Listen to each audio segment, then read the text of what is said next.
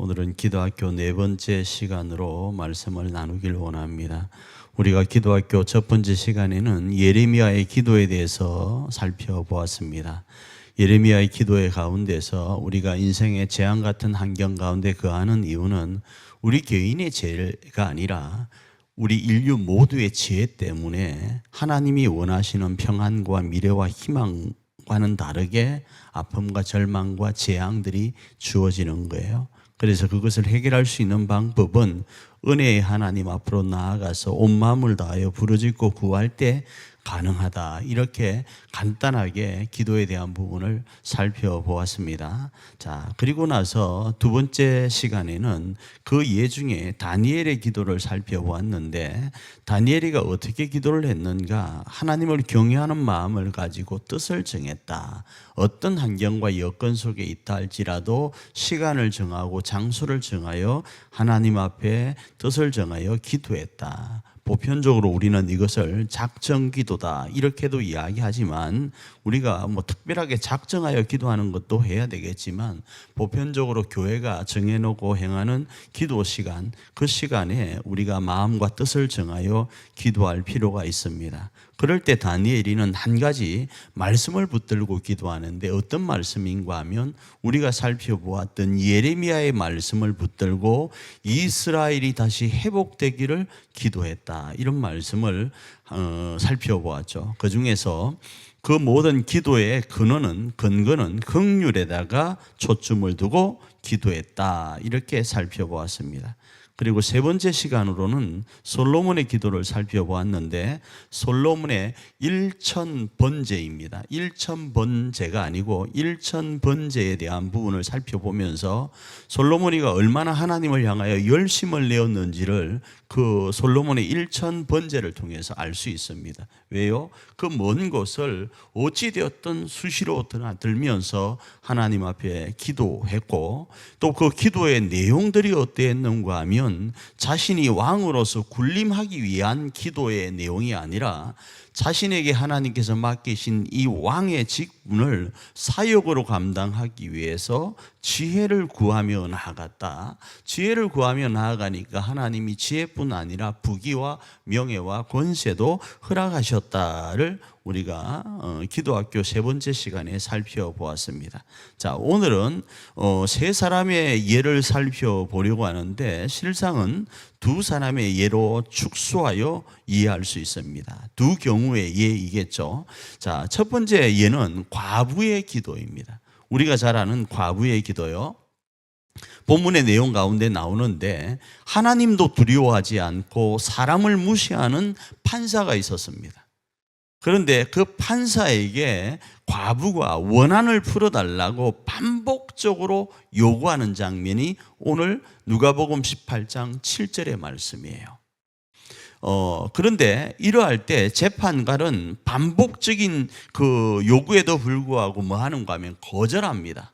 거절하는데 어느 순간 자기 괴로움 때문에 마침내 응답하는 장면이 등장을 해요. 누가복음 18장 4절 읽습니다. 시작. 그가 얼마 동안 듣지 아니하다가 후에 속으로 생각하되 내가 하나님을 두려워하지 않고 사람을 무시하나, 이렇게 되어 있는데, 여러분, 우리 교회는 조금 수준이 있으니까 여러분 이해를 돕기 위해서 NIV 버전 영어를 갖다 놨어요. 자, 우리 개역 개정판과 영어 버전은 조금 달라요, 느낌 자체가. 자, 얼마 동안, for some time, 이건 얼마 동안이에요. 얼마 동안은 그가 어떻게 했다고요? 거절했다고요. 거절했지만, 그러나 또 잘 아는 말 있죠. finally 있죠. 마침내 그가 자기 자신에게 이야기를 하는 거예요. 어떻게 해요? 야, 내가 하나님도 두려워하지 않고 사람도 케어하지 않는데, 판사로서 그 직분을 제대로 감당도 안 하는데 이야기를 하는 거예요. 그런데 뭘 어떻게 한다고요? 내가 귀찮아서, 이 여인의 간구하는 소리가 귀찮아서 마침내 내가 이 사람의 소리를 들어줘야 되겠다, 이런 내용이에요.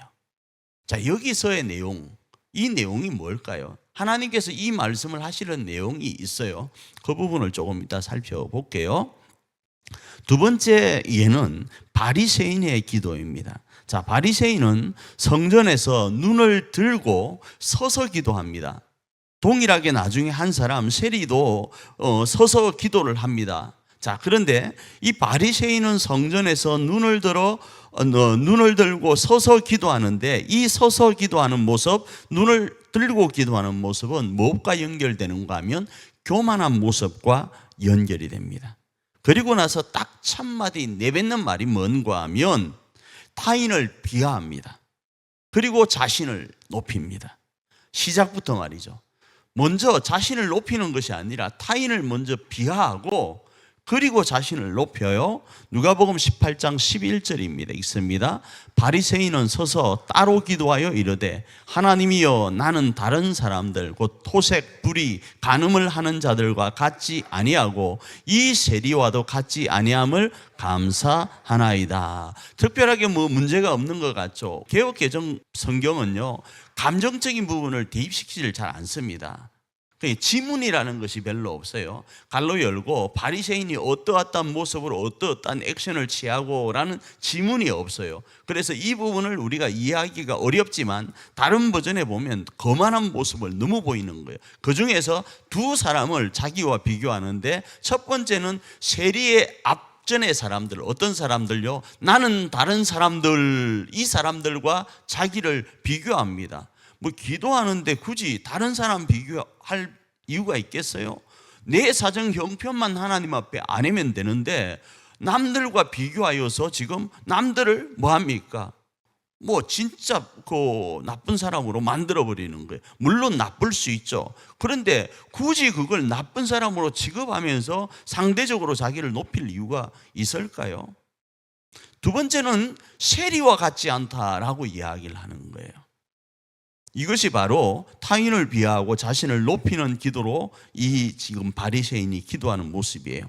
이러한 모습은 자기의 의를 드러내는 기도예요.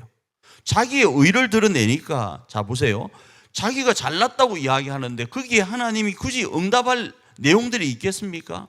지 잘난 맛에 사는데 하나님 없어도 된다고 하는데 거기에 하나님이 개입할 여지가 없는 거예요. 누가복음 18장 12절 읽습니다. 시작. 나는 1회에 2번씩 금식하고 또 소득의 11조를 드리나이다 하고 이러는데, 자기 뻑이는데 굳이 하나님이 응답할 일이 아닌 거예요. 세 번째로는 세리의 기도입니다. 세리도 서서 기도를 하는데 멀리 서서 눈을 들지 못하고 기도합니다. 그리고 어떻게 기도하는가? 가슴을 치면서 하나님, 나를 불쌍히 여겨달라고, 긍휼히 여겨달라고 기도를 합니다. 그리고 자신은 죄인이라고 고백을 합니다. 누가복음 18장 13절입니다. 읽습니다. 세리는 멀리 서서 감히 눈을 들어 하늘을 쳐다보지도 못하고 다만 가슴을 치며 이르되 하나님이여, 불쌍히 여기소서, 나는 죄인으로소이다 하였느니라. 이렇게 말씀을 합니다. 자, 이 말씀이 앞부분에 있던 바리새인과 비교하기 위한 말씀이기 때문에 형식적으로는 두 그룹의 기도 예시를 말씀드린 거예요. 하나는 과부의 예시, 하나는 바리새인과 세리의 예시요. 그런데 세 사람으로 비교하면 과부와 바리새인과 세리의 기도를 이해할 수 있는 거예요. 자, 이 속에서 하나님이 원하시는 것, 그러니까 예수님께서 원하시는 것이 어떤 기도인가를 발견할 수 있는데, 첫 번째요, 예수님께서는 기도하다가 낙심하지 말라 이렇게 먼저 말씀을 하시고 이 세 사람을 거론하고 있어요. 누가복음 18장 1절입니다. 읽습니다. 예수께서 그들에게 항상 기도하고 낙심하지 말아야 할 것을 비유로 말씀하여. 그러니까 지금 이 세 사람을 등장시키는 이유가 뭐인가 하면, 너희가 기도학교를 통하여 기도를 배울 때에 이 기도하다가 뭐 하지 말라고요? 낙심하지 말라라는 거예요. 이 말은 낙심할 일들이 많이 있다라는 거예요. 조금 다르게 표현하면 기도 응답이 안 될 때가 많이 있다라는 거예요. 직불카드도 아니고 신용카드도 아니고 딱딱 긁는 대로 기도가 응답이 되면 참 좋은데 그렇지 않을 환경들이 너무 많이 있다라는 거예요. 그러면 어떻게 할 것인가? 그러면요, 끝까지 포기하지 말고 기도하라라는 거예요. 끝까지 포기하지 말고요. 자, 두 번째는 하나님의 긍휼을 구하라라는 거예요. 그러니까 첫 번째 과부의 내용에서 끝까지 기도해라, 이 이야기를 지금 교훈하고 계신 거고, 두 번째 세리의 기도를 통해서 바리새인은 교만되게 기도했지만 세리처럼 너는 긍휼을 구하면서 기도해라, 이렇게 이야기를 하는 거예요. 누가복음 18장 14절입니다. 읽습니다. 내가 너희에게 이르노니 이에 저 바리새인이 아니고 이 사람이 의롭다 하심을 받고 그의 집으로 내려갔느니라. 무릇 자기를 높이는 자는 낮아지고 자기를 낮추는 자는 높아지리라 하시니라, 이렇게 말씀을 합니다. 자, 이 말씀은 이거예요. 자, 이 두 사람의 내용 중에, 바리새인과 세리의 기도 중에 어떤 기도가 응답되었겠느냐, 이거예요. 그때에 저 바리새인이 아니고 누구요? 이 세리의 기도가 응답되었다라는 것을 이야기하는 거예요. 그러니까 자기를 낮추는 것은 자기를 하나님 앞에 정의하는 거예요. 자기를 낮추는 것은 자기를 하나님 앞에 정의하는 거예요. 정의하니까 어떻게 됩니까? 내가 아무리 잘나도, 내가 아무리 바리새인처럼 여러 가지 의가 있다 하더라도 하나님 앞에 서니까 그만 나는 너무 부족한 존재인 거예요. 지가 아무리 손전등이 밝다 하더라도 태양 앞에 서면 아무것도 아닌 것처럼, 전능하신 그 하나님 앞에 서면 내가 상대적으로 아무리 어렵다 하더라도 뭐 하다고요? 아무것도 아니라는 사실을 고백하는 거예요. 두 번째는 어떤 것인가? 하나님의 사랑 앞에 나를 드리는 거예요. 세리가 지금 하나님 고개를 들지도 못하고 나는 죄인입니다 하는 이 내용이 어떤 내용인가 하면, 하나님의 긍휼 안에서는 나는 희망이 있다를 이야기하는 거예요. 하나님 앞에 서서 야 기죽어, 하나님은 기사러, 그게 아니고 분명히 우리 자신은 하나님 앞에 부족하고 연약한 존재인 건 맞지만 하나님으로 말미암아 힘을 내어야 되는 존재라, 이 이야기를 하려고 하는 거예요. 너 나 앞에 있으면 그냥 지 죽은 듯이 있어라가 아니라고요. 수요일인가요? 우리가 말씀을 나눌 때 몇 가지 여러 이야기를 나누면서 제가 새벽 예배 때 말씀하는 부분들을 설교적으로는 못해서 수요일 날 영상 가운데 송출이 안 되니까 그냥 우리끼리 한 이야기가 있어요. 제가 이런 말씀을 드렸죠. 솔로몬이가 술람미 여인을 향하여 지금 사랑을 고백하는데 내가 콩쿠풀이 씌어도 단단히 씌었다, 이런 쪽으로 새벽 기도를 하면 이게 또 반대가 있을 것 같아서 수요일 우리끼리만 나눈 적이 있었어요. 또 한번 생각을 해보십시오. 신랑이신 예수님, 교회를 신부로 여기고, 우리 성별적인 부분이 아니라 이진철 목사도 예수님에게는 신부예요. 자, 신부로 여기시는데, 자, 우리가 하나님 아버지, 성자 예수님 이렇게 그냥 성부와 성자로 나누었을 때 예수님이 장가를 간다 생각을 해봅시다. 예? 예수님이 장가를 간다고 생각을 해보시자고요. 예수님이 신부 될 사람으로 저를 데리고 온 거예요. 부모님인 하나님이 어떻게 했어요? 여러분 찬성하시겠어요? 이놈이 눈이 비었나 하면서 어마어마하게 반대하고, 야, 너 호적 파가라부터 시작돼 베레벨 소리 다 할 거예요. 왜요? 이게 말이 안 되잖아요. 어디서 저런 놈을 신부라고 데리고 왔냐 하지 않겠냐 하면 상상을 해보시라고요. 그런데 예수님은 우리를 신부 삼으신다고요. 뭐 때문에 삼으시는가? 우리의 잘남이 아니에요. 오롯이 뭐요? 하나님 자신의 사랑 때문인 거예요. 아들이신 예수님이 그냥 이 목사를 사랑한대요. 그게 전부예요. 저의 잘남 하나도 없고 일도 없고 하나님이라는 그 전능자와 비교할 때 한낱 피조물에 불과한 우리인데도 하나님이 우리를 사랑한대요. 거기에 저는 그냥 기대어서 숟가락 얹는 거예요. 그리고 이 땅을 살아가는 거예요. 그 이야기가 우리가 우리 자신을 낮추고 하나님 앞에서 우리를 정의하는 거예요.